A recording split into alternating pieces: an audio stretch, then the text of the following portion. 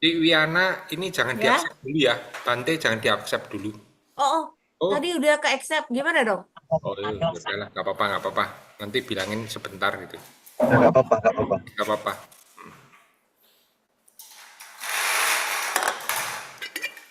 Ini mau di-admit gak nih? Boleh lah. Lydia. Nggak apa-apa lah, nggak apa-apa.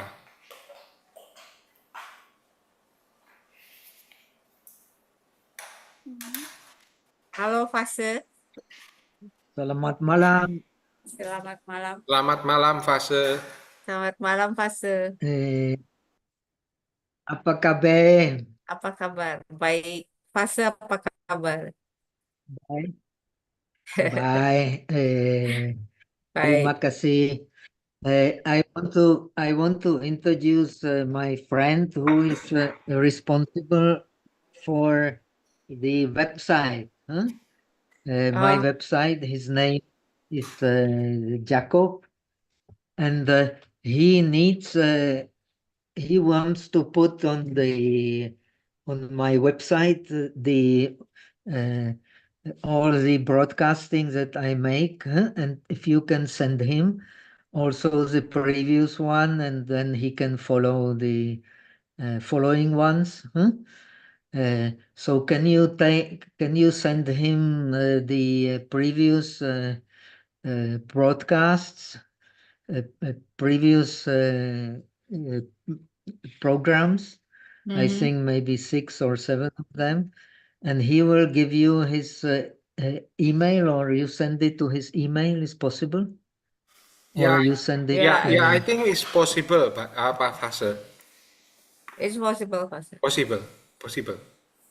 So he can tell you his email, please. Yes, please. Hello.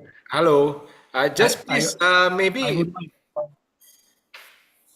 Hi. Hi. I think better for you to just use the chat there, and then I can copy your email. Okay. Yes, So in chat. Yes. I just this Vienna. He will send on the Vienna WhatsApp. He will send his email, Okay. or what? Yes. Yes. Okay, okay, Okay. Fase. Okay. Okay. And Then I will give. can we publish? Yeah. Yeah. Can. Can, can we Actually, publish the recording? it's already published YouTube. in Indonesian Chan community at YouTube. YouTube. Yeah. So maybe I can download it from YouTube Yeah. because Yeah, we yeah. are publishing only audio. We don't publish video, only Oh, audio to listen to our friends. Our friends can listen audio. Yes. So I can download it from YouTube. yeah, yeah. But I don't know how to find your YouTube. Oh, Yes. I I will will send send. you We the will send. link. You will send Yeah. me. Yes, and I have the second question. If because we got a link to these Zoom meetings in the beginning from Bante, and I would like to ask if is it possible if somebody else can connect to your to your lectures, because To my lectures. to not Bante's lectures, because Bantes has students also that are speaking English and can understand English, and if it is possible if his students can connect to these lectures also. Yeah, I think it's already okay. I think it's before also few Bantes Fasa student also come. Yes. Yeah. So can we also publish a Zoom link to connect Oh yeah, it's for the next? of course, can. Yes. So I will write you via WhatsApp, and if you can send me the link via WhatsApp, because we don't have good link, we have some bad link. Oh, okay. I will send it to you.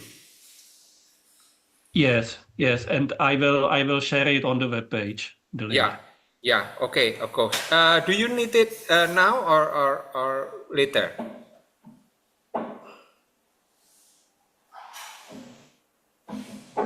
Já jsem teď nerozuměl. Yeah, he just sent him the previous lectures on his email or on his WhatsApp. Okay, Yeah, okay, okay, Pak. and I send his I send his WhatsApp to Vienna now. Huh? Okay. Okay, okay, okay, Pak. Oke, Pastor. Okay. Thank you, thank you. And I send his Bante, sorry.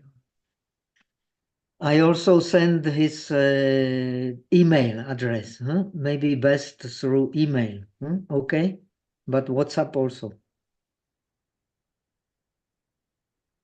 Oke, Pastor.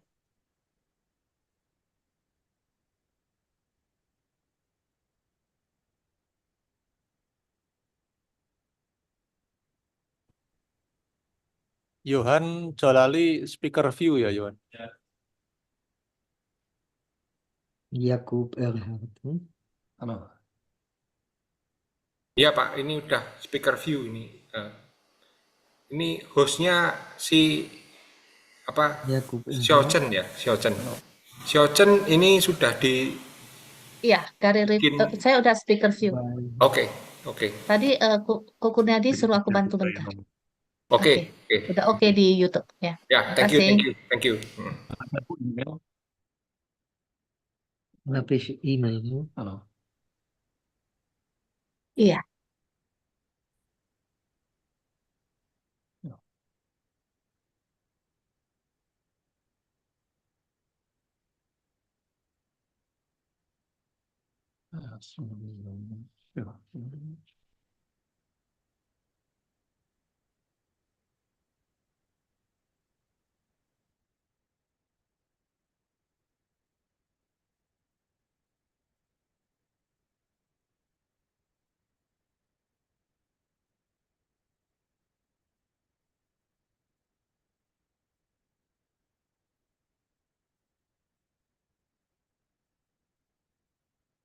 Let's do. Yeah. E-mail. Jo, Jutečka. Tak to musím dát tam tečku, aby si to ne. To je...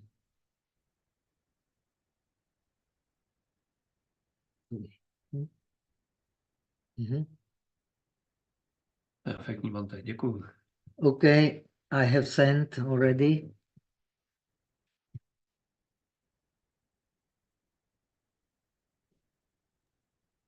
Oke, Pastor. Viana, have you received? Yes, yes, Pastor. Okay, so I can switch off the phone so that we don't get disturbed by anyone. I put the airplane mode. Okay, so we have a little time more.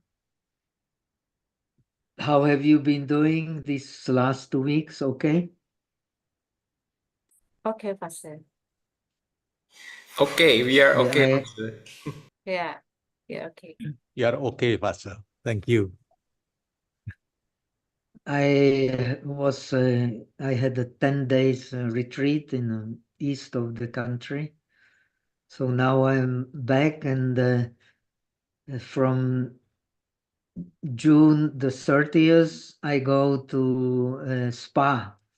The government, after this radiation treatment, they have provided free of charge the spa treatment.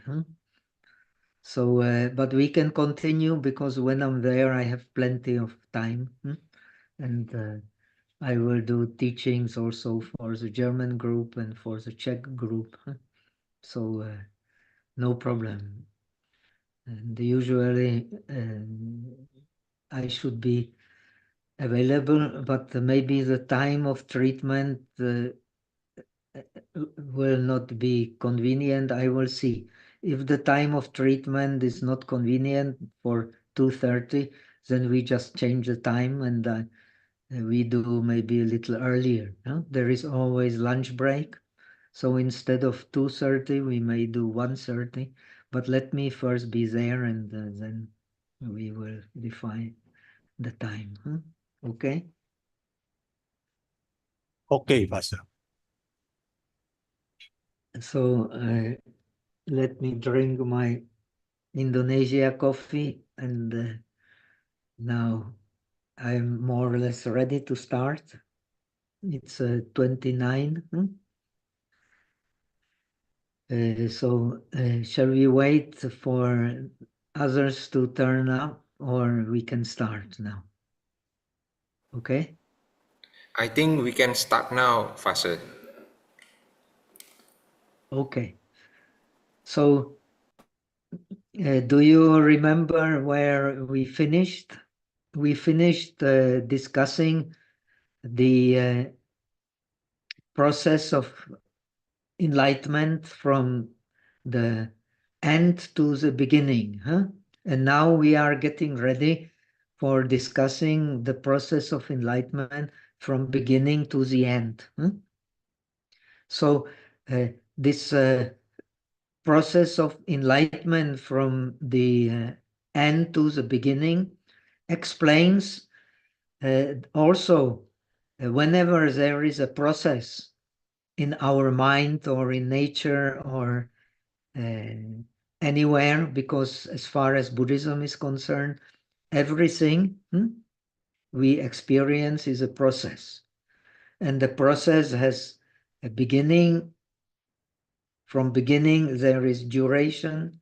From duration, there is impermanence. And from impermanence, there is cessation. So 4 stages of every process we experience. This is true to the process of mind. The mind functions also, it arises, it stays for a while, and then impermanence and goes back. We have explained, like you throw a stone to the sky, it will go up as long as the energy is in the stone, compelling the stone. When the energy is no more, so naturally it will fall down. And when it falls down, it comes back to the beginning. So now we have been explaining the process of enlightenment from the end, because we start from the end. So instead of starting from the beginning, we start from the end, because we are not yet Buddhas, we are not yet Arahats, we are not yet realized Bodhisattvas. So we start from the end as the Pritak Jana, that means as a separate being, believing that we are different from the whole. And when we different from the whole, we, so to say, we don't understand the true enlightenment, but we understand that when we continue producing thoughts that are harming us and harming other beings, we have some kind of enlightened nature, which is called Pen Jue, the original enlightenment, which prevents us from continuing to engage in evil, in killing, stealing, lying, and all the situations related to this kind of evil thinking. So evil thinking has, in Buddhism, the unwholesome roots. Unwholesome roots is greed, anger, and ignorance. Due to these unwholesome roots, we are bound to suffer if we understand. And because we understand, we have the original enlightenment. When we have the original enlightenment, we understand that if we engage in unwholesome routes of action, we're going to suffer. So starts the process of initial enlightenment or process of becoming enlightened, which is called 识觉. 识觉 means the literally initial enlightenment, but it means because we are always in the, so to say, in not yet Buddhas, so it's always initial. So we translate this initial enlightenment as a process of becoming enlightened. Process of becoming enlightened are these 4 stages of every process, but from the end. First, we know the unwholesome roots of action harm us, so we don't continue in thinking that harms us and others. Then, when we have realized faith in Mahayana, first in the faith in one mind, or when we have realized the nirvana in the sense as something different from samsara, which is the realization of the disciples. So we have what this scripture calls the 相思觉. It means looking like enlightenment, but it is not a real enlightenment because just like the Lotus Sutra says, it is a skillful means of Buddha for enlightenment. This treatise being a Mahayana, and Mahayana is related to Lotus Sutra. Maybe if Ashwagosha is the author of this treatise, which is a question, maybe already in his time, this Lotus Sutra being one of the earliest sutras explaining the Bodhisattva path, the path how to become to attain the great nirvana, not the small nirvana, as opposed to samsara. So probably it was already available to Ashwagosha.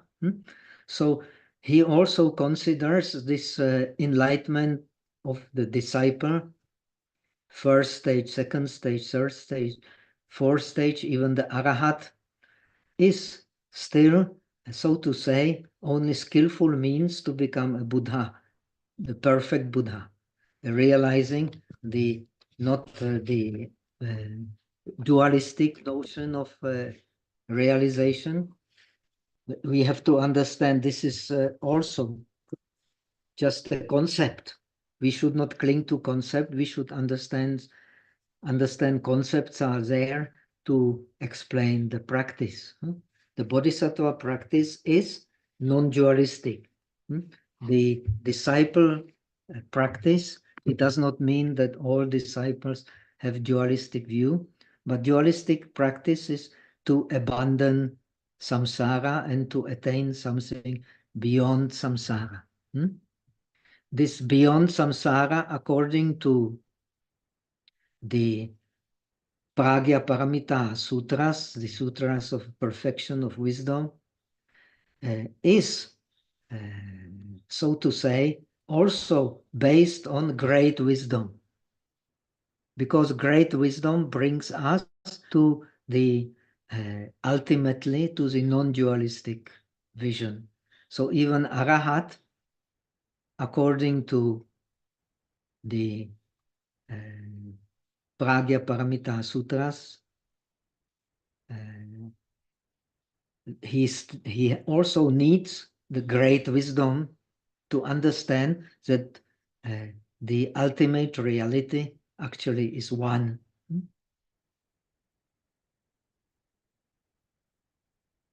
Anyway, from the point of view of concept, as long as we realize nirvana as something opposed to samsara, this is seemingly enlightenment, but it is not yet real enlightenment. When we practice the path of the disciples, when we practice the path of the bodhisattva, path of the bodhisattvas, just like the path of the arahat, has to go through preliminary stage. And preliminary stage for the Shravaka are these stages of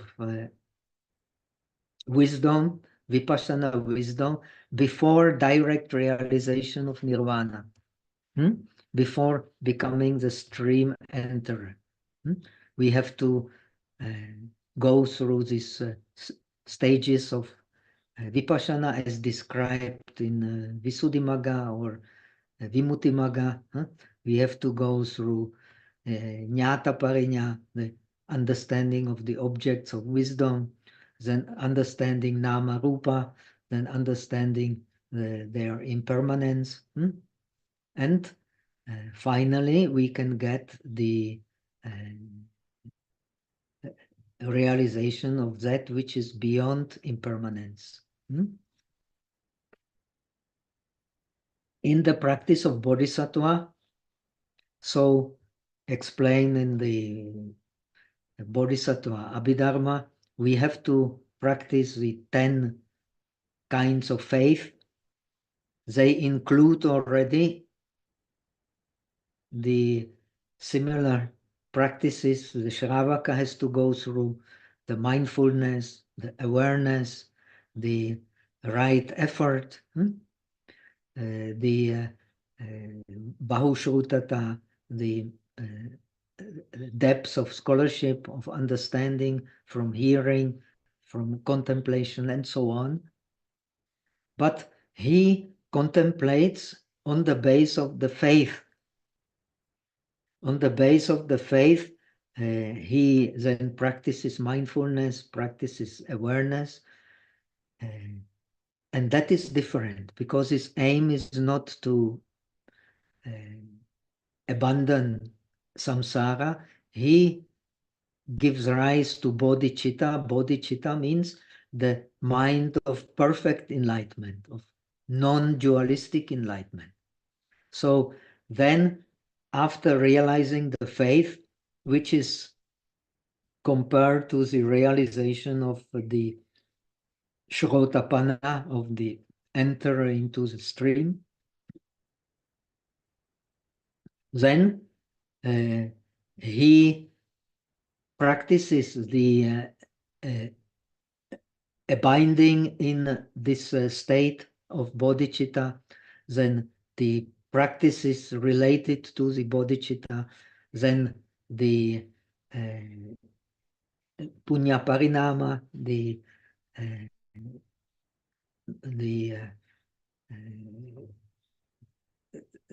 giving all the merit to the for the sake of one general enlightenment of all. That means for the sake of enlightened mind, which shares all the merit with all beings. And after that, sharing merit with all beings, he then attains the Bodhisattva Bhumi. The first Bhumi is called Pramudita, the stage of rejoicing. Stage of rejoicing is also explained in Sandhi Nirmochana Sutra as the perfection of the Dana Paramita, of giving, because he has given everything for the sake of the beings. He has transferred all the merits for the sake of all beings, not just for his own sake. Then he practices all the other paramitas, the 10 paramitas, to get to the complete Buddha knowledge, And these are connected with the 10 stages of the Bodhisattva path. When he has reached the 10th stage of the Bodhisattva path, he can go to the beginning. And the beginning is the ultimate reality. So, and this ultimate reality in us, who are not yet the Buddhas, this ultimate reality in us is hidden by ignorance. Just like if we have a diamond or we have a precious stone and we mine it from the earth, it will be covered by impurity, but nevertheless it does not lose the pure nature of the jewel. Similarly, we beings, we all have this Buddha nature, which is covered by our ignorance. And as we go from end to the beginning, we then polish this diamond of our Buddha mind, Buddha nature from impurities until nothing rests but the pure diamond. The pure diamond, as we know, is a symbol of bodhicitta. The practice of the bodhisattva is, so to say, polishing the bodhicitta, the mind of perfect enlightenment, and we polish it first by determination, and then when we have realized the bodhicitta being the true our nature, then we just polish the diamond in the different stages of the practice until we come to our pure nature, which is, so to say, own to us.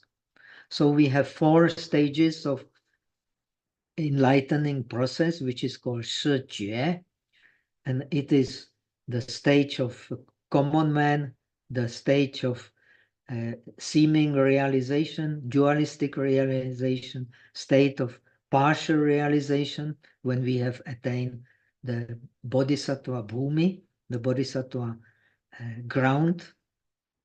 That means a non-dualistic realization. Non-dualistic realization is much more difficult than the realization of nirvana as opposed to samsara. We have to practice the perfections, and we have to fix our mind on one reality, contemplate one reality.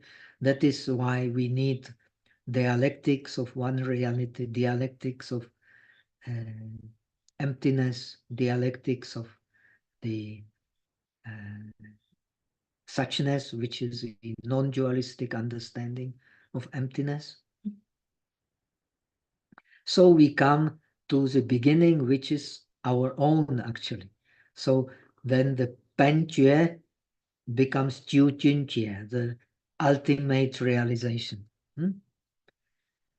When we have the original realization that we contemplate the purity which prevents us from committing acts based on the 3 unwholesome roots, then we are engaged in the enlightenment process on the base of non-enlightenment. This is wonderful aspects of the dependent origination. We cannot talk about enlightenment without experiencing non-enlightenment. In these 4 stages of the enlightening process, we, so to say, we are deepening our knowledge of non-enlightenment, and we don't abandon non-enlightenment in order to realize what our scripture is teaching, the samadhi of one mind, or samadhi of the seal of the great ocean, or the surangama samadhi. Len Yen San Mei, many words for the samadhi in which we don't abandon ignorance, but we contemplate the being ourselves pure, we contemplate the impurities of beings with the great compassion. The arising of bodhicitta is based on the mind of great compassion. The Arahat has surely compassion, has surely Maitri, has surely love, but it is not the great love and great compassion.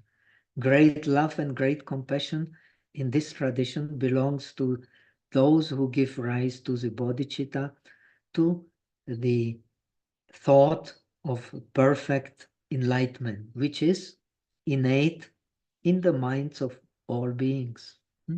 However evil they may be, they still do not abandon the thought of enlightenment.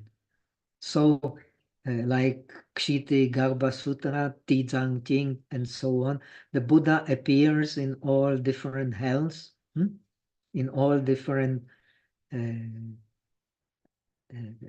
states of existence filled with suffering, in order to manifest the great wisdom and great compassion. And he manifests it by great skillful means. Skillful means is the seventh on the scale of realization, the seventh stage of practice of bodhicitta. That means by realizing the previous perfections, the 6 perfections, we then realize the perfections of the skillful means that in the 7th stage of realization, we are not anymore dependent on the signs of the objects.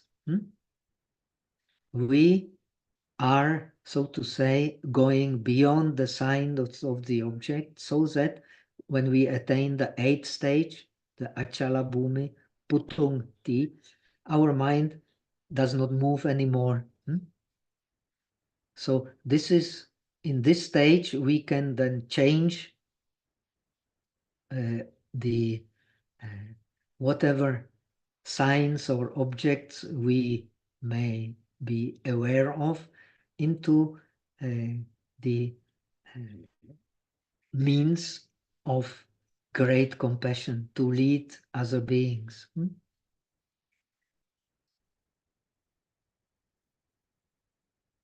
This is indeed the very incredible state of realization, and Ashwagosha, the author of our treatise, so at least the Taishi Tasha believes, the great scholar Taishi and meditator, that he has indeed, on the base of study of this treatise, he has indeed reached this very, very enlightened stage of unmovable mind. Now, this part of the book has described the process of realization, which is from end to the beginning.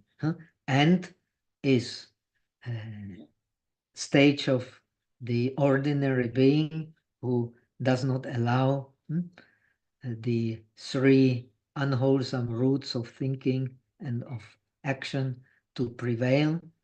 And we go step by step to the ultimate realization, which is the state of Buddhahood.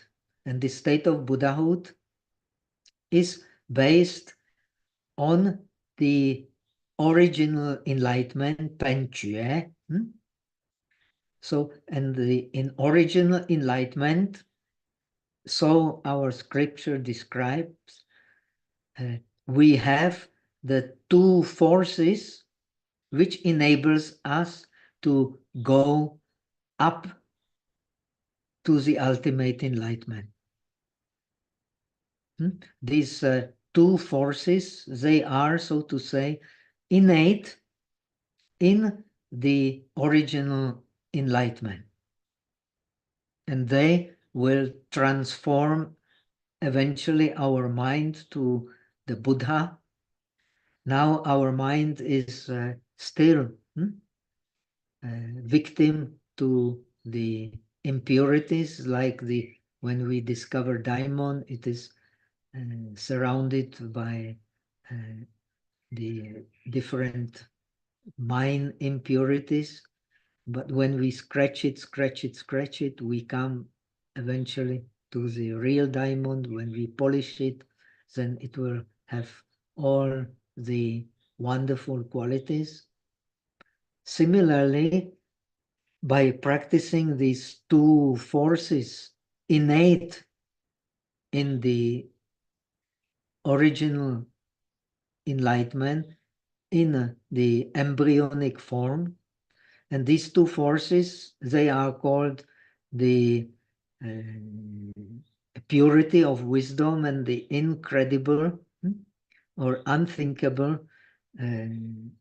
action or unthinkable acts. In the text, they are called zhe, jin, xiang, which means the aspect of the mind innate to the original enlightenment, to the Penjue, which is the aspect of xiang. We can translate as aspect, we can translate as object, we can translate also as a sign. So here maybe the aspect would be the most appropriate. So when we have, and we all beings, we have the original enlightenment, when we understand that our true nature is not different from the Buddha's nature, then we will have, our mind will have the aspect of purity, of wisdom, and the aspect of unconceivable or the unthinkable, pusayi, action, yeah, or function. Yeah means action, function, karma, many meanings. So we can translate as the aspect of pure wisdom and the aspect of unthinkable karma. Now the aspect of purity of wisdom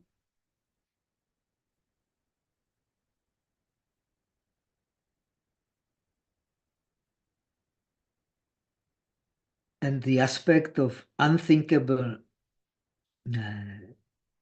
karma, they are based on, we don't have them because we are not the Buddhas. They will become pure only in the state of Buddha, when we have cleaned completely the diamond of bodhicitta. They are the inseparable from true practice of the faith.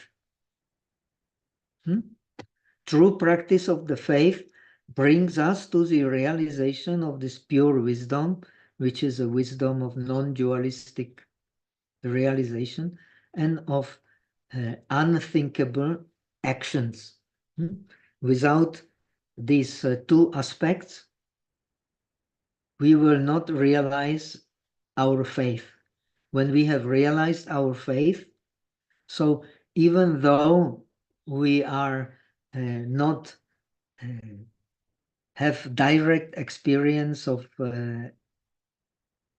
the nirvana, like the Shrotapana, like the stream enter, our faith has succeeded, and we will never leave the bodhicitta.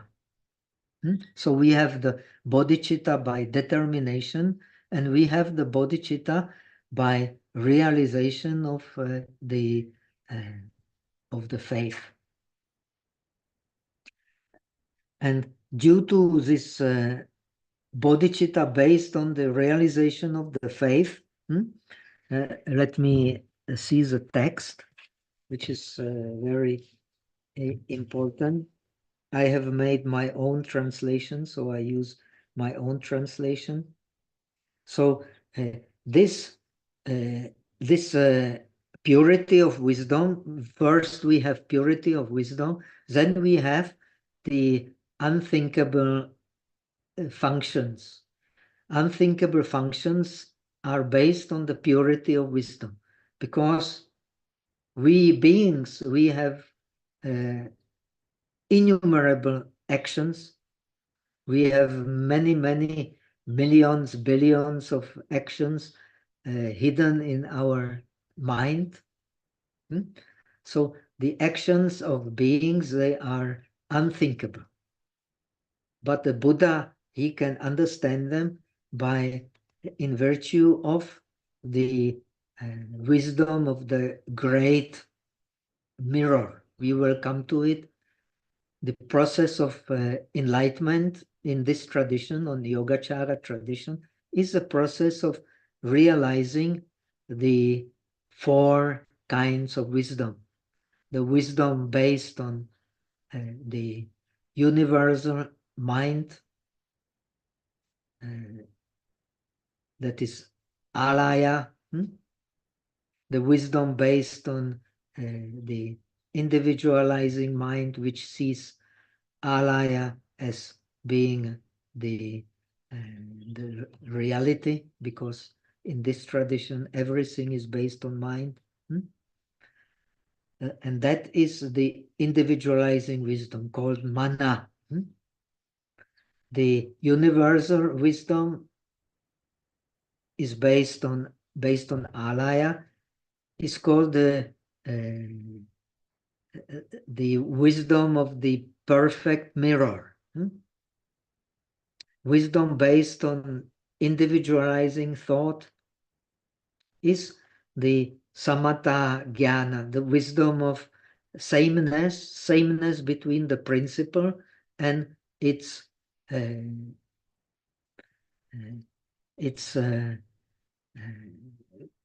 characteristics.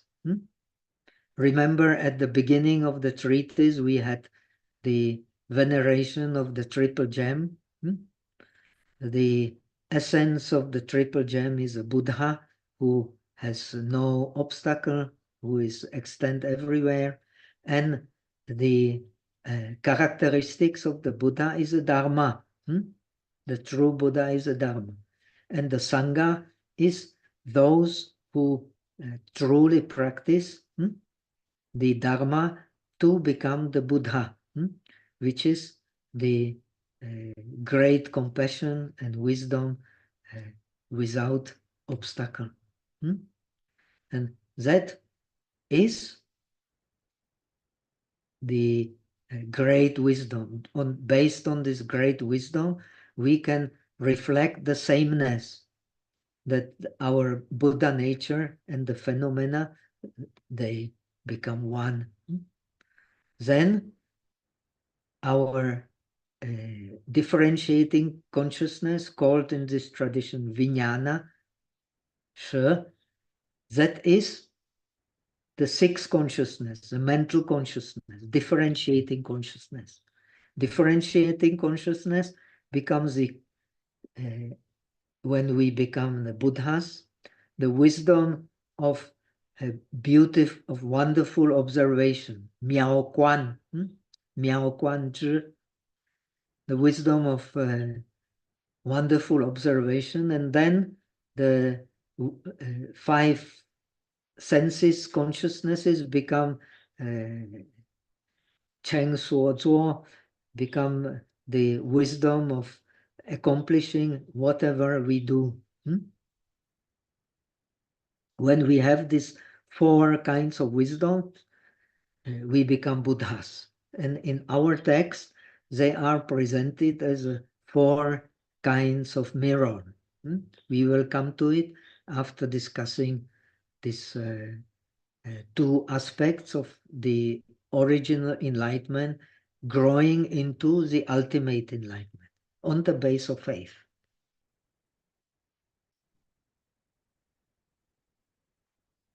So due to this aspect, the aspect of the unthinkable karma, unthinkable action, is based on this purity of wisdom. This is very important. Due to this purity of wisdom, we can accomplish, according to our text, the correct practice, and we can fulfill skillful means. And due to them, we can break the image of compound consciousness. Now, our consciousness, we have learned in this tradition, different from Xuanzang's tradition, alaya is a mixture. We have learned the mixture of the impermanent consciousness and the permanent consciousness. The permanent consciousness is in this tradition called suchness, Genru. The impermanent consciousness, Shen Mie Xin, and the permanent consciousness, Genru, they mix together, we have learned before, in what is called alaya. Alaya literally means the mind which dwells in the world. The mind which dwells in the world, that is us. We have the aspect of Buddha nature, which is permanent, which is suchness, and we have the aspect of the impermanent mind.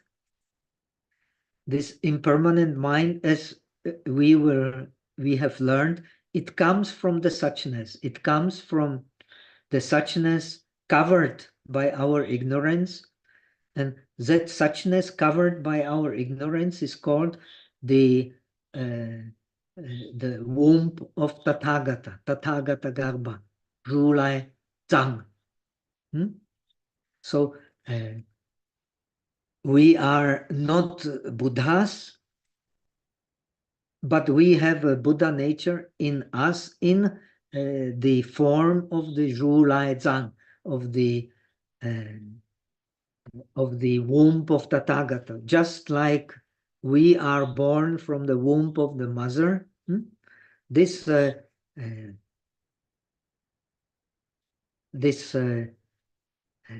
body of the Dharma, which is the true Buddha, Dharma Kaya is a true Buddha. This is like a womb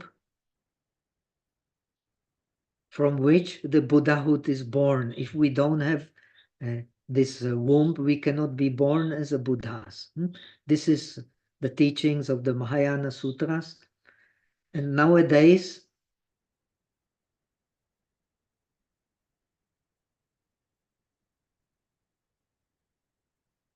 now there is a question, but we will leave questions for later. So let us not hurry with questions. Let us have patience and first learn the theories, then we can contemplate by them, by asking questions.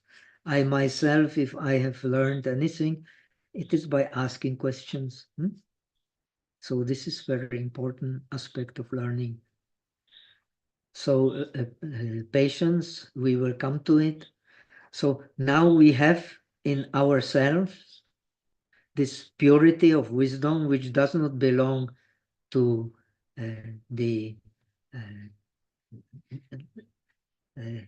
which is not evident to our covered diamond. Our covered diamond usually is not familiar with this purity of wisdom, but when we progress on our path, then it will be more and more revealed in these 4 stages of enlightenment we have talked about. In each and every stage, this purity of wisdom will be more and more revealed, more and more clear to us. So finally, due to it, this power of purity of wisdom is the power of Dharma. Which Dharma? The Dharmakaya. The Dharmakaya is the purity of Dharma. And this purity of Dharma is manifested in the world as Dharma. So by this power of Dharma, we get more and more close to correct practice, which fulfills the skillful means in order to get non-dual realization. We have to have skillful means. The first skillful means is, of course, bodhicitta. First by resolution, then by realizing the faith, and then by realizing the actual direct experience of the non-dualistic vision. And that is then a source of joy which never leaves us. As Shantideva describes, it is a happiness which we just cannot describe, which is unthinkable, and we even don't understand how is it possible that such a realization is in us.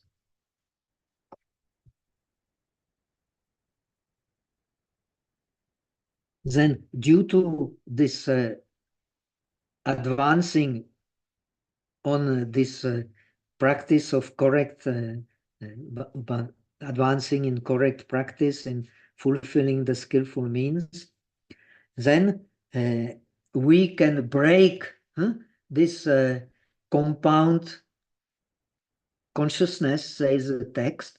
Compound consciousness is alaya. It is the mind which dwells in the world. It dwells in the world because the Dharmakaya is in illusionary movement. This illusionary movement, we will learn, comes from the mind itself. From which mind? From the karmic aspect of the mind, Yesh Yang. We will come to it. When there is a karmic aspect of the mind, our mind moves. And when our mind moves, it rises due to the energy, as we, mind is like a flow of energy. It arises, it has duration, it has then impermanence when it comes to the point of no more having the impact from which put it into movement, and then it goes back. It goes back where? It goes back to the continuity of thought. This is the Santati Vijnana, the Xiangxu Xin, the continuity of mind. That's because we have this continuity of mind, we can remember, and in this continuity of mind we are born. In this continuity of mind we continue during our stages of life, and in this continuity of mind we also die. So we have the Sandhi Bhavanga or Alaya. It is the same term according to Mahayana. We have the Sandhi means connection. We have the connecting mind bringing us from the previous existence to the present existence. Then we have continuity of mind, on which the mind arises due to karmic consciousness from this continuity and goes back to this continuity. It arises due to the impact of the the karmic consciousness. When there is impact of the karmic consciousness, there is a subject and the object. And the mind then has continuity. This continuity will be there as long as we have not broken the what is called here compound consciousness. When we become like Ashwagosha in the like Mayin in the 8th stage of the Bodhisattvahood, in this Putung Ti, non-moving stage, then we have broken the continuity of the mind. So we can change the objects, so to say, according to our wish.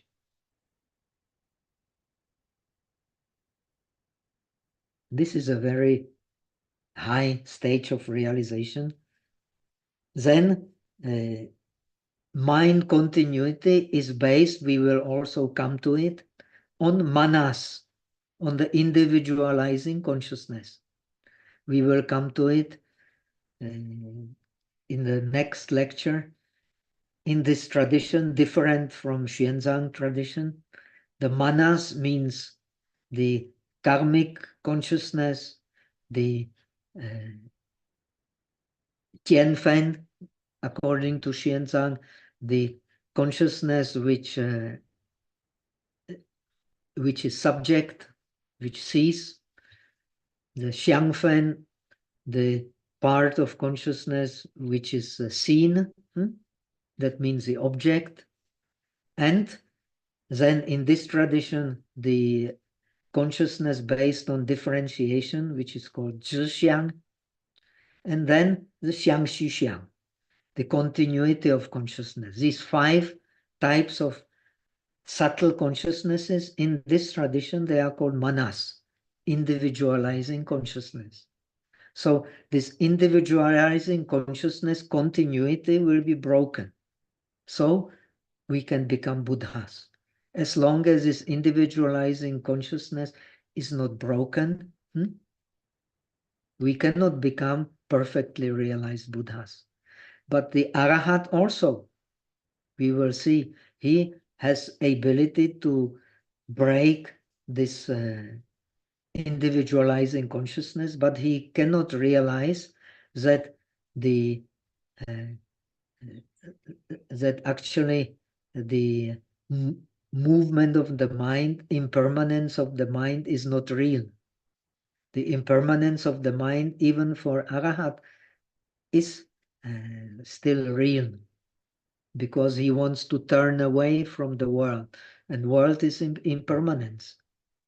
But in this tradition, very important to understand, this impermanence is, and we can actually realize it, is due to the karmic aspect of the consciousness, which makes the seer and the seen different.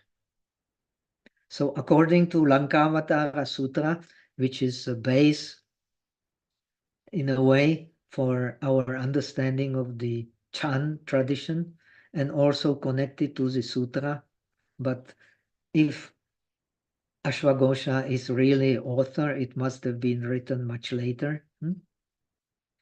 But the Lotus Sutra was probably written even before the time of Ashwagosha. Not the Lankavatara Sutra, but Lankavatara Sutra says, indeed, that the consciousness has 3 aspects, or mind has 3 aspects. The aspect, karmic aspect, the revealing aspect, which he calls Xian Xiang. Xian means to reveal, Xian Shi. And the true aspect, Zhen Xiang. True aspect is the Dharmakaya. Then the Dharmakaya, based on this Ye Xiang, the karmic aspect, becomes the revealing aspect, xian. And this is what we understand as subject-object duality. But it actually, according to this tradition, even Arahat, unless he gives rise to great compassion and to bodhicitta, he is still not aware that this impermanent mind is nothing but the karmic aspect of the mind, which comes from the mind itself. As we have seen in this tradition, the dependent origination is based on the Tathagata Garbha, on the womb of Tathagata. Why it is based on womb of Tathagata? Because we have learned, because our ignorance is only something which is opposed to, which is related to wisdom. And ignorance is, as a dependent origination says, ignorance is, because of ignorance, we move the mind, we combine the samskaras, we put together samskaras, fabricate samskaras, which is karma. And then we have the differentiating mind. Due to differentiating mind, we take it for granted that there is a true nama rupa, there is a true mind. That means nama, means mind and mental factors. And what the mind and mental factors perceive as object. Then there is because we have, due to this differentiation, we have the 6 inner sphere of perception and 6 outer spheres of perception. Then we have the contact, touch. When we have touch, we have the sensation. When we have sensation, if we don't understand sensation, then we have greed. When we have greed, we have grasping. When we have grasping, again, we give rise to karma. And then we are born again. According to, even to the Theravada commentaries, but taken for granted in Mahayana, this happens from life to life. But it also happens in one thought process. The commentary of Vibhanga describes this 12 links of dependent origination, which usually explained as in terms of 3 lives. Past ignorance and past will formations give rise to our differentiating mind. On the base of differentiating mind is a result. The samskaras are the cause. Due to this, we go to the sensation. Sensation is in the middle of dependent origination. When we grasp for sensation, then we create a new karma. And when we create a new karma, we create a new birth.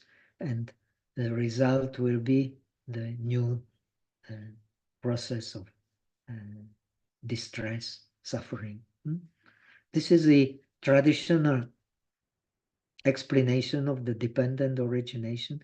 In this tradition, it comes from the womb of Tathagata itself, because it is covered by ignorance. So it is put into movement by this karmic consciousness. When there is karmic consciousness, there is one who sees and one what is seen, and then there is continuity. This continuity can only be broken by this aspect of pure wisdom. If we don't have this aspect of pure wisdom in a very intensive form through the correct practice and skillful means, we will not break the fixed idea that our continuity is something real.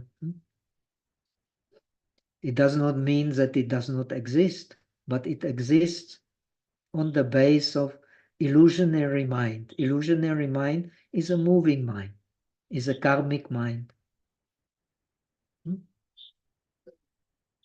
Now, the Arahat, he removes this karmic mind because he wants to remove this continuity. But now, if we want to become the bodhisattvas, we break this continuity, but we do not remove it because we want to realize one mind.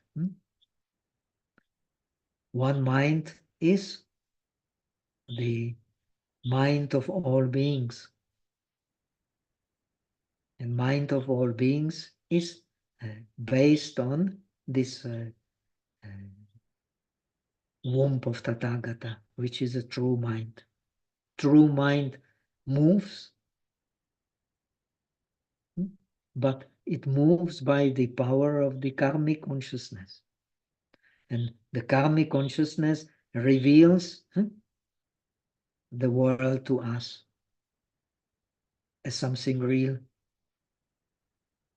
It does not mean that it is not there, but it is not there as we understand it.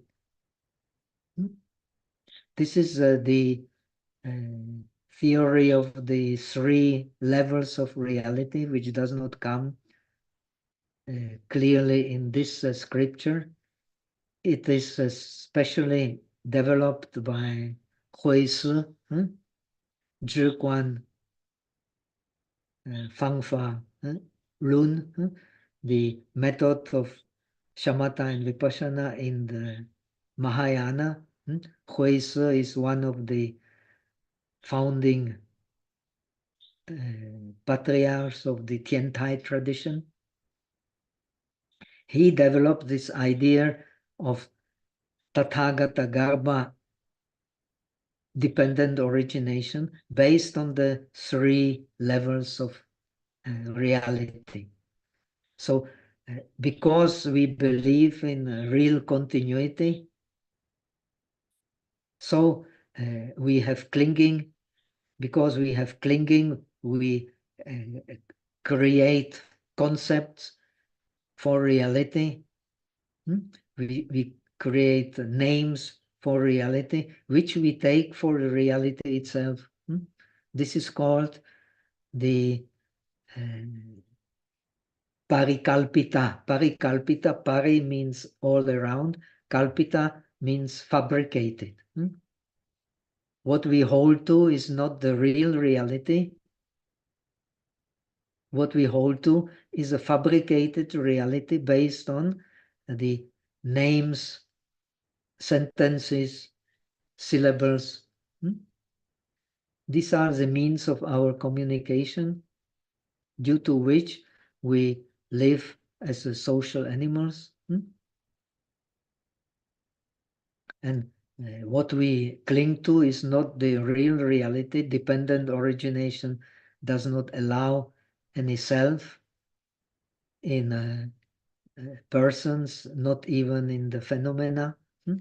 But we contemplate our experience in terms of the parikalpita, the names, concepts. And through these names and concepts, we then contemplate the reality, which is the reality of dependent origination. It is called paratantra. Paratantra means that created by the other causes and conditions. When we take away the names, sentences, syllables from the experience in the world, which is dependent origination, then we get the perfect reality. The perfect reality has no self of person, which is emphasized in the practice of the disciples and non-self of all phenomena emphasized in the practice of bodhicitta, in the practice of the bodhisattvas. So this is very important to understand.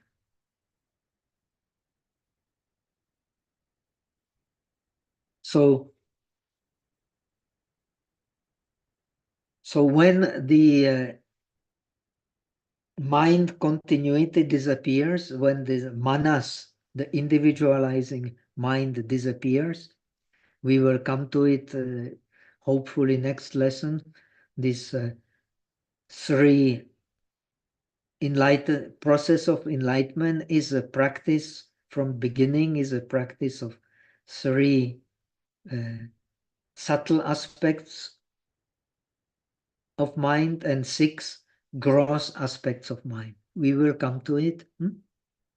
So when the mind continuity disappears, then Dharmakaya is revealed. The Dharmakaya is the synonym of suchness.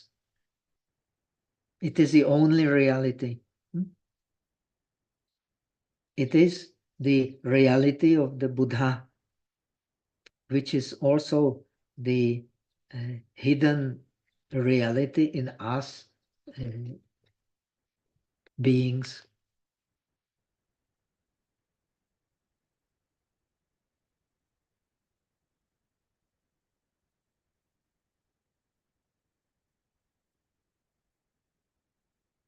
So, in other words, through this aspect of purity of wisdom, we abandon ignorance, which is the cause of a cycle of birth and death, which is distress, and the true nature of all phenomena, the suchness, is revealed. This aspect of impermanence and the aspect of the Dharmakaya is actually one reality, one mind.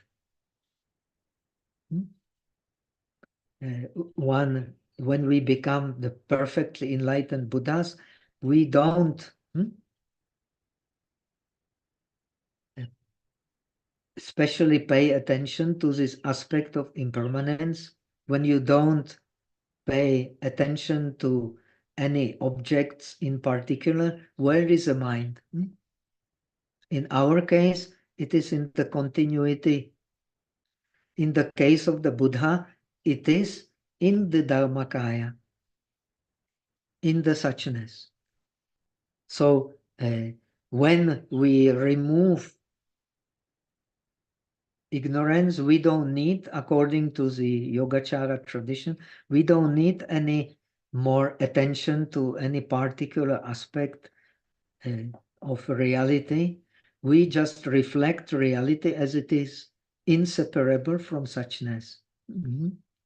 So the impermanent mind will not disturb us at all.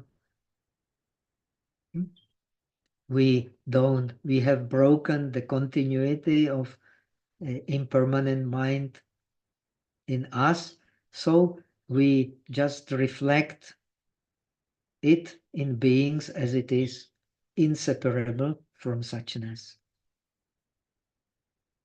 This is a very high ideal, but when we understand the Mahayana meditation, the Mahayana theory of meditation, these all actually present traditions of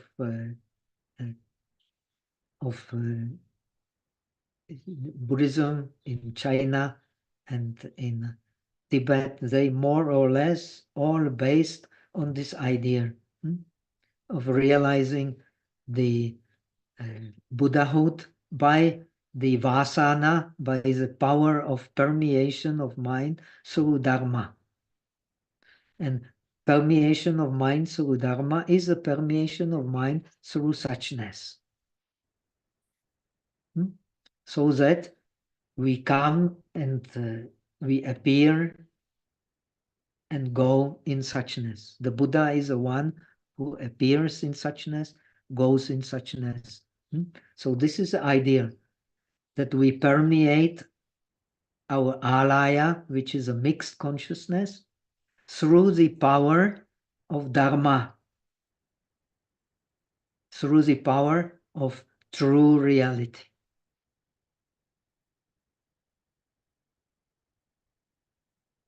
So, because we still have the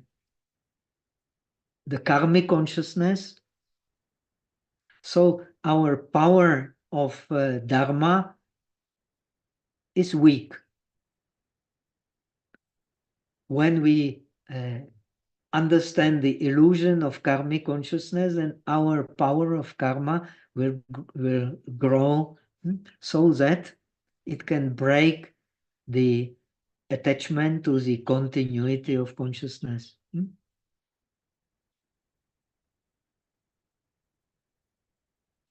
So according to the commentaries, when you read, so this means due to the pure wisdom, the true wisdom is the true cause. Satya hetu. The true cause breaks the illusionary cause.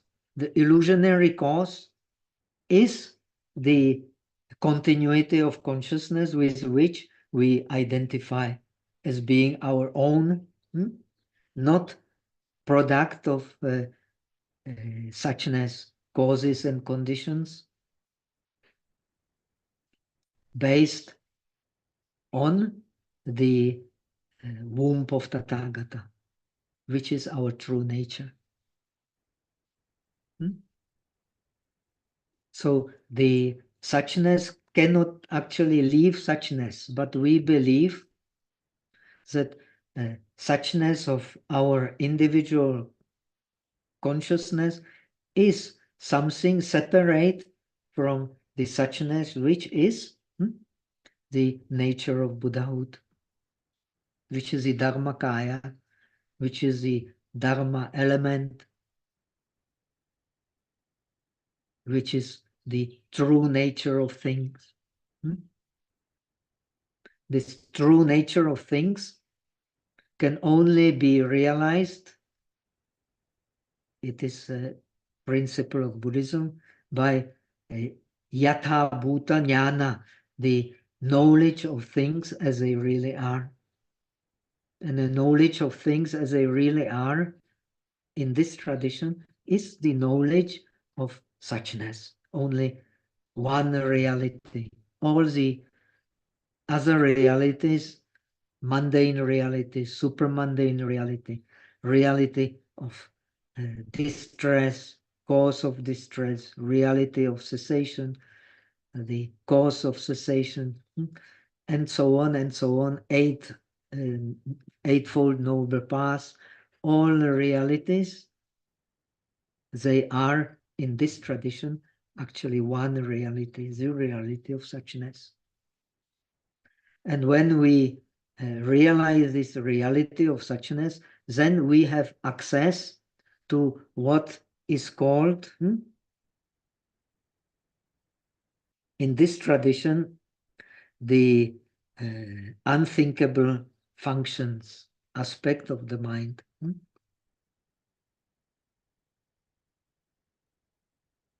So, in other words, all continuity of mind and all alaya-based images are ignorance. But their essence is always true. It is the true mind, Genshin.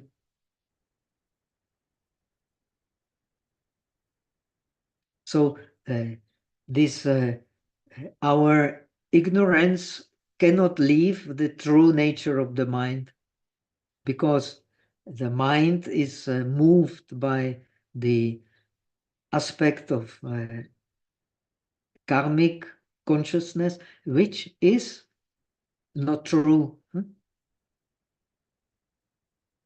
It is not the true aspect of the mind. When we realize that it is an illusionary aspect of the mind, then we have the samadhi of one mind. We see this moving force of karma as something illusionary in ourselves, and we can also observe it as illusionary in all other beings. Then we become the fully enlightened Buddhas. But it is so-called revolution of the mind to pure awareness.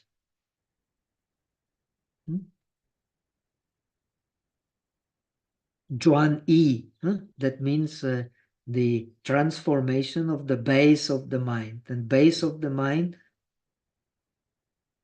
in the tradition of Xuanzang is alaya. In this tradition, base of the mind is the Buddha nature.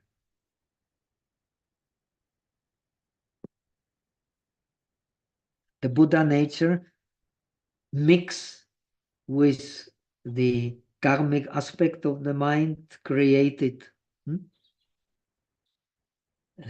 reality of continuity of due to continuity we will learn there is a grasping. Because of grasping we grasp to the concepts which we create through our fabrication. When we create the concepts through fabrication, then we again engage in karma, and we are again victims of the resultant karma.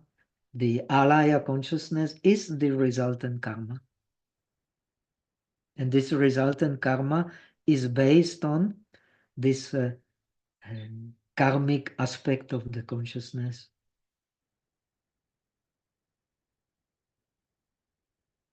So the author gives the example like a great ocean water is moved by wind. This is my translation. I think it's maybe a little different. To become waves, water and wind image is inseparable. When there is wind, the water image and the wind image is inseparable. They come together. Yet water has no nature of movement. When wind stops, movement disappears. But wetness of water is not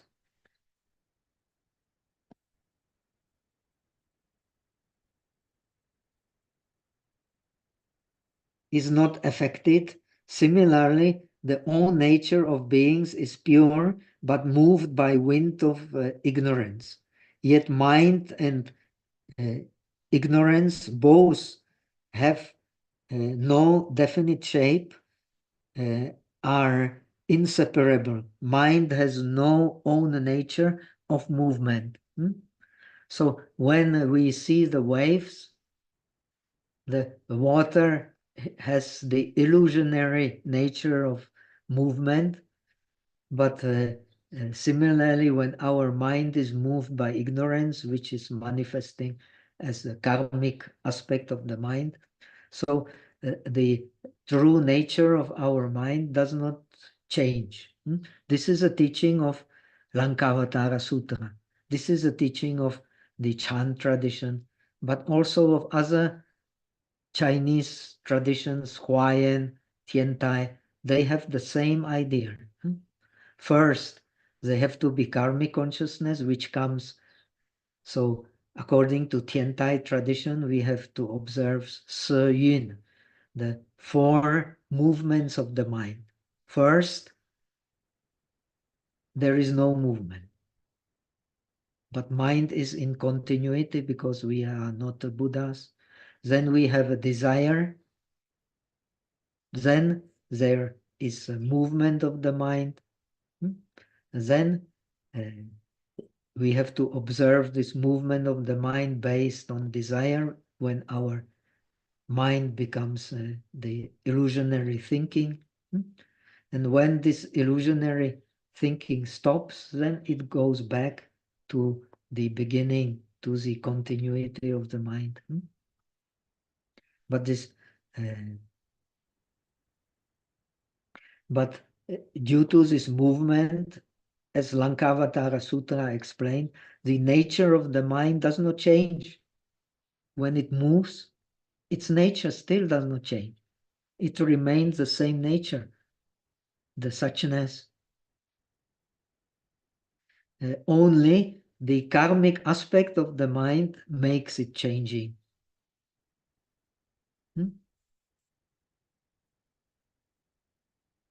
So this karmic aspect of the mind gives rise to the continuity aspect of the mind, and continuity aspect of the mind gives rise to the idea of real impermanence. This is a teaching of Lankavatara Sutra. And this is the same teaching here.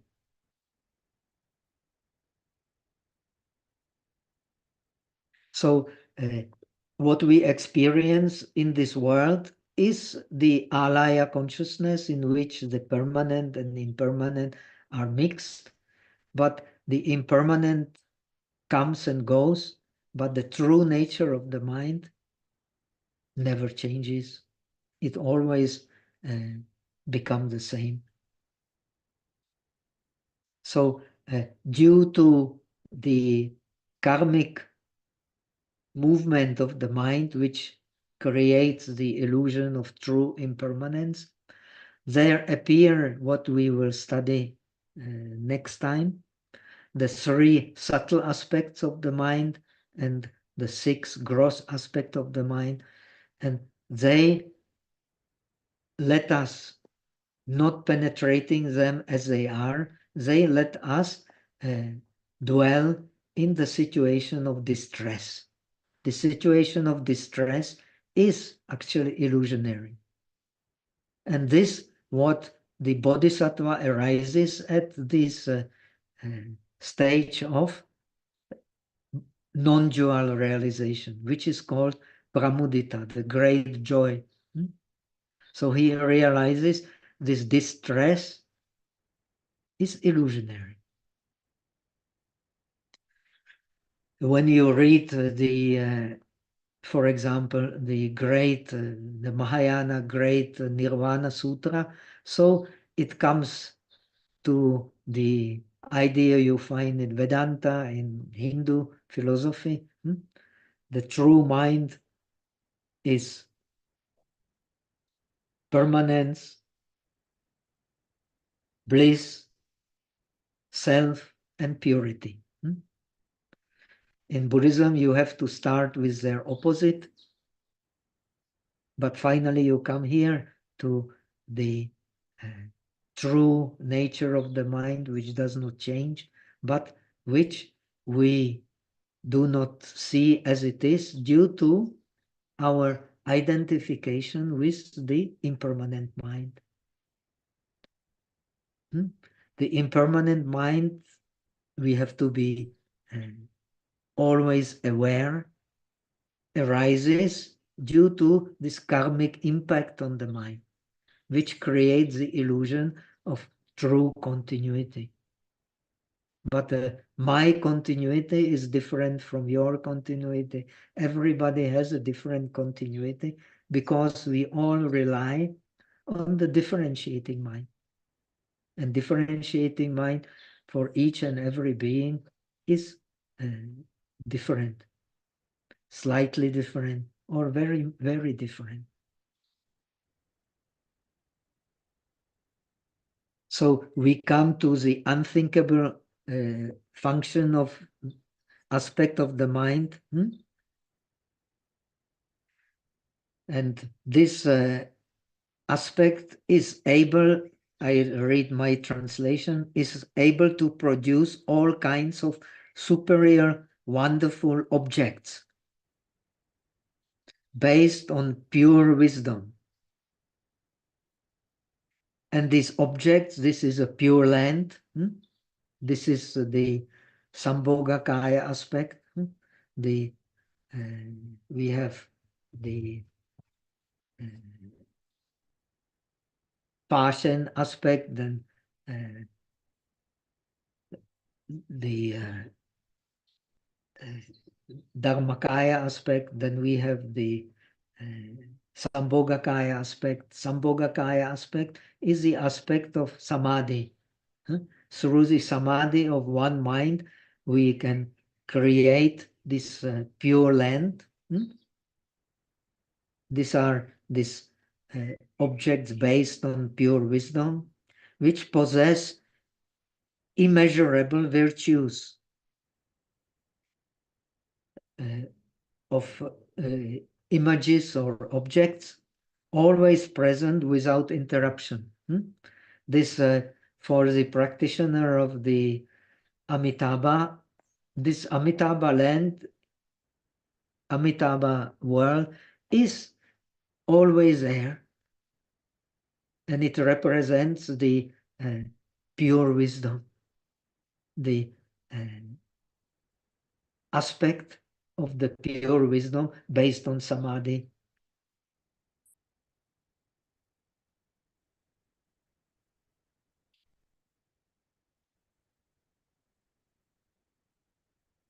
They are manifesting spontaneously in connection with the faculties of various beings, and they are thus benefited by them.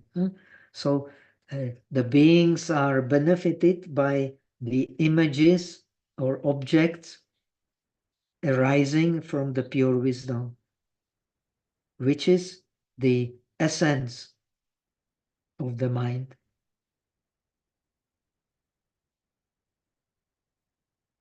So this aspect explains how we, due to the pure wisdom, we return to the true aspect of the original enlightenment, which is not different from Buddhahood.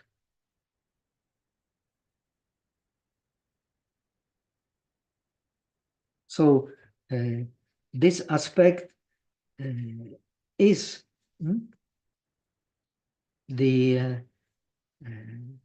what, for example, the Quan Imposa manifests itself in different forms. The bodhisattvas manifest themselves in different forms in order to help the sentient beings. So because the sentient beings' karma is unthinkable, so this aspect of pure wisdom is also unthinkable. When we have access to the pure wisdom, we have the aspects of unthinkable activity of karma for the sake of sentient beings.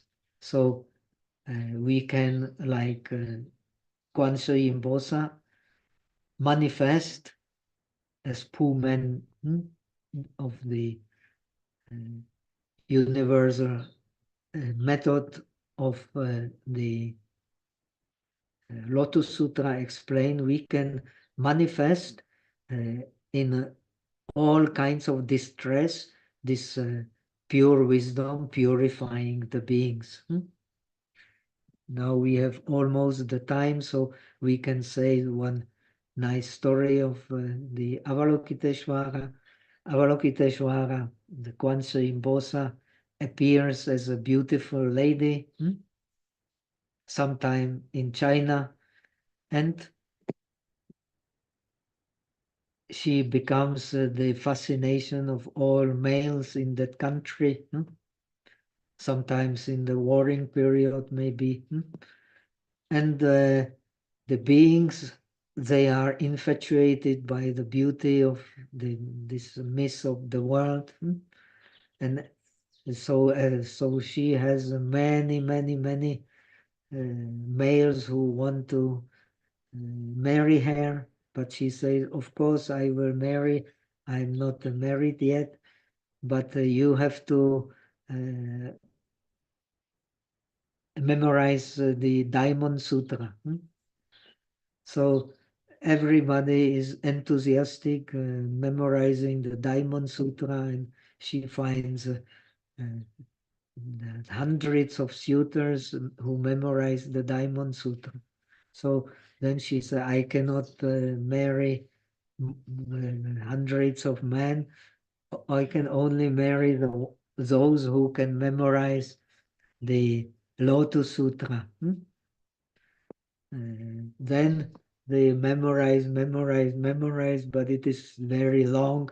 So only actually one succeeds, but by the time he has memorized the Lotus Sutra, he becomes a monk. No?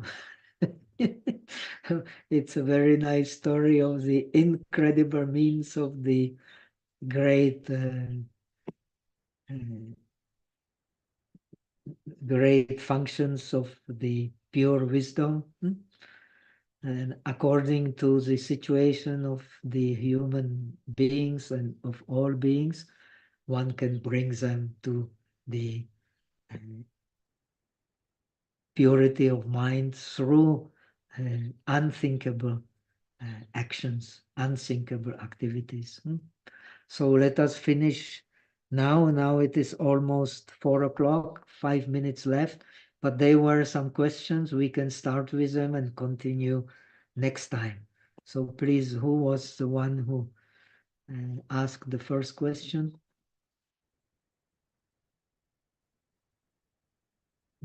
There was one question during the discourse, but I did not bother to answer it because it would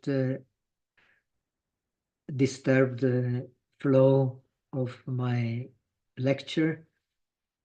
Now nobody is asking, so shall we finish here? Any question coming? Or we leave it for next time? So you have time to reflect. And next time we will learn on the base of understanding these two aspects. Then we have the 4 mirrors which reflect the true practice of turning our ignorance into awareness. The purity of awareness is the purity of contemplation of the suchness. But we will talk about these 4 mirrors later. You can consult the scripture.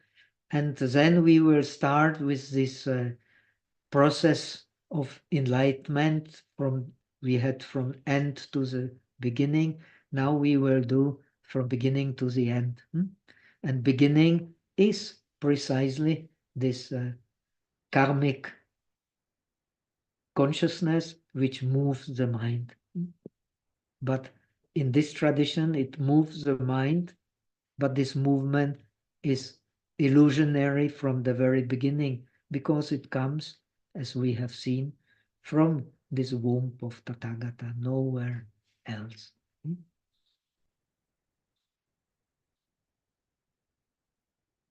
So let us then transfer merit for the benefit of all sentient beings. And next time we start by questions and we continue by 4 mirrors and 3 subtle and 6 gross aspects of the mind, which explain the process of how we became involved in distress. So we had the process from the end to the beginning, how we became enlightened by starting to control our three roots of unwholesome karma. We practice three roots of wholesome karma.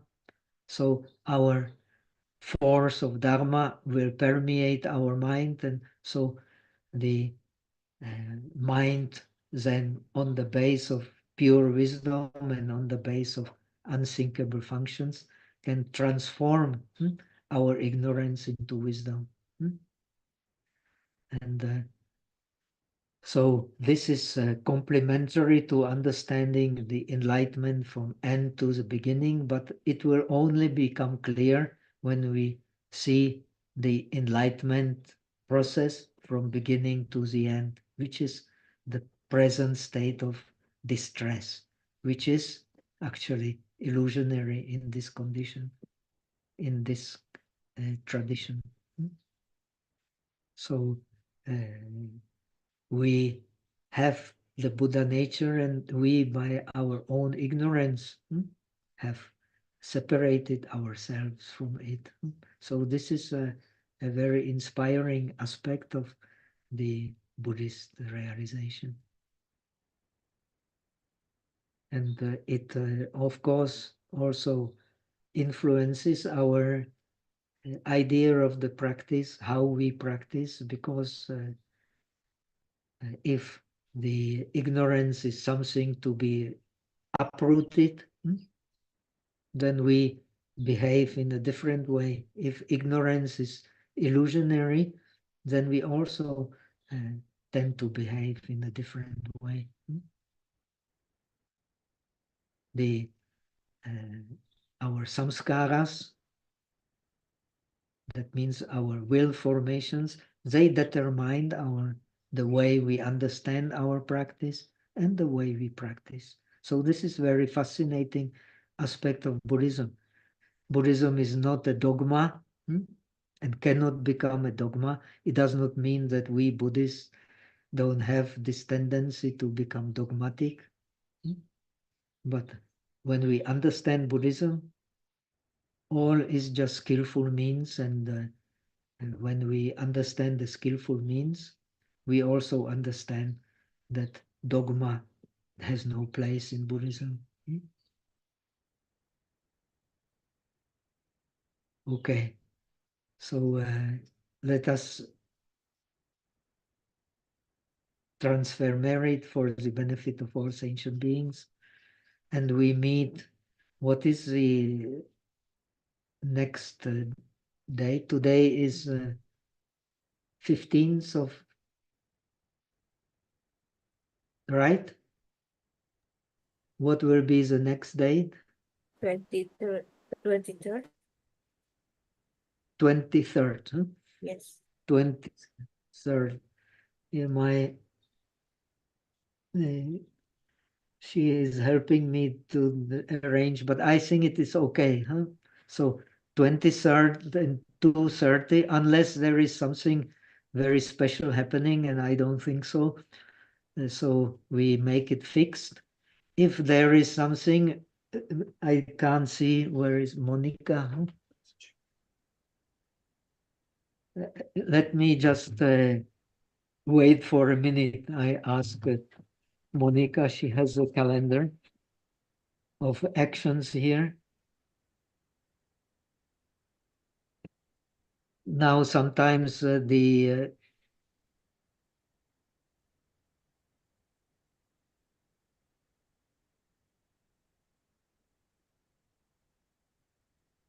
anyway, let us transfer the merit. I say, as usual, first in Chinese, the short version. 愿以此功德，不计一切，我等一众生皆共成佛道。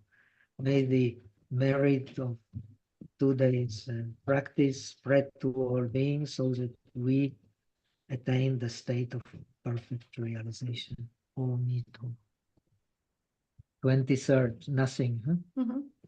Okay, so 23rd, my friend is telling me there is nothing special, so we fix 2:30 as usual, and we start with questions. So please prepare some questions which can inspire all of us. And for the time being, we finish here. Now it will be already late in the evening in Indonesia. So let us stop here. Okay. Thank you, Om Pastor. Thank you, Pastor. Kita Take care. for Pamit